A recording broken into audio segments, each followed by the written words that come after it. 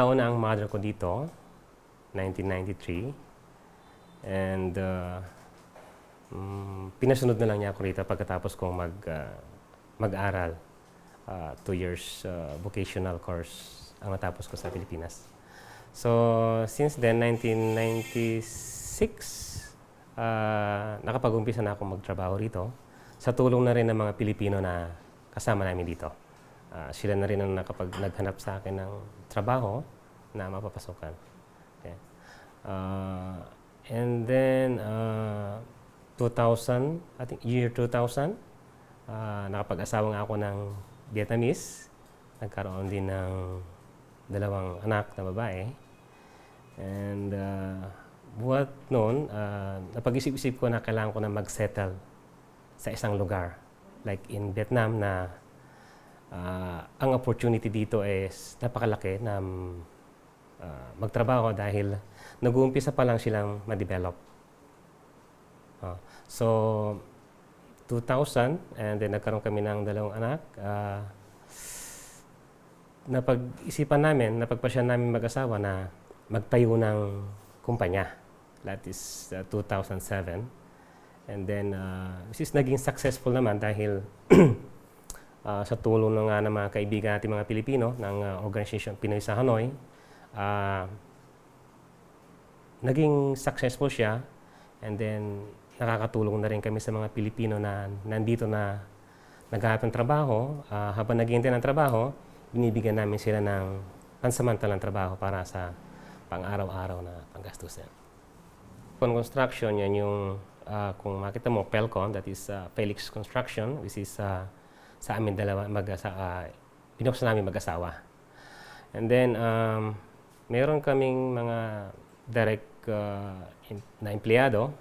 Meron kaming at least, I think, total 40 direct workers and key person. Kasama na doon yung 8 Pilipino na nagtatrabaho sa amin ngayon. Kahit yung company hindi masyado malaki, pero kontento na rin naman ako sa takbo ng kumpanya. At nakakatulong din naman sa kabuhayan namin, ng pamilya ko. Sa Hanoi, founded 1994. Ang mga early 90s, 1994 yung mga Pilipinong nandito, yung mga seniors namin. Dumating ako rito 1995. Actually, active na ako na members ng Pinoy sa Hanoi. Especially dun sa mga sports, gathering.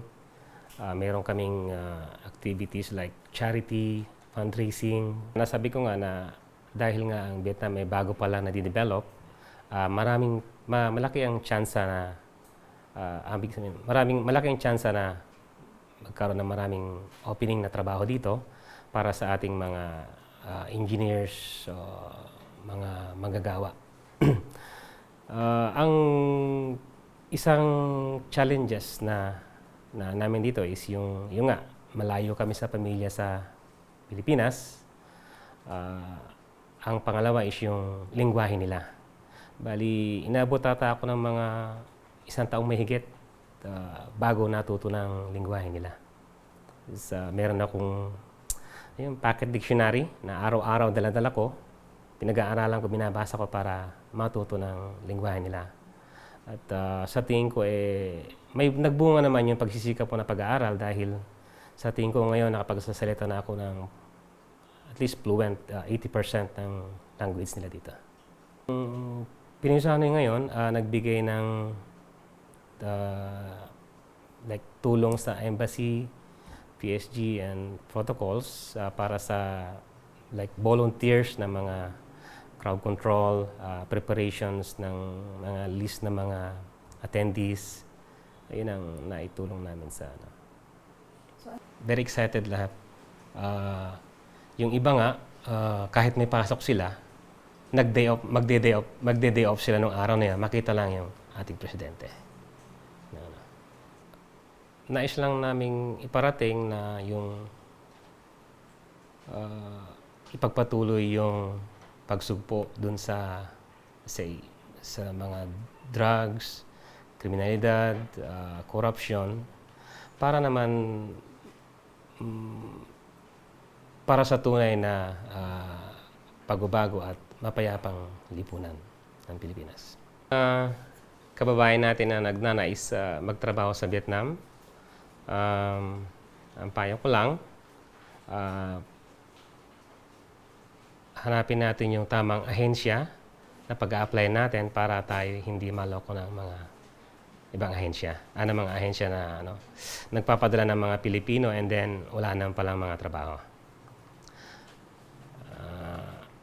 At then yung mga nagnanais na manirahan sa Vietnam, na kagaya namin, ang payo ko is bago pumunta rito siguro mag-aral na muna ng lingwahe nila para hindi na kami mahirapan.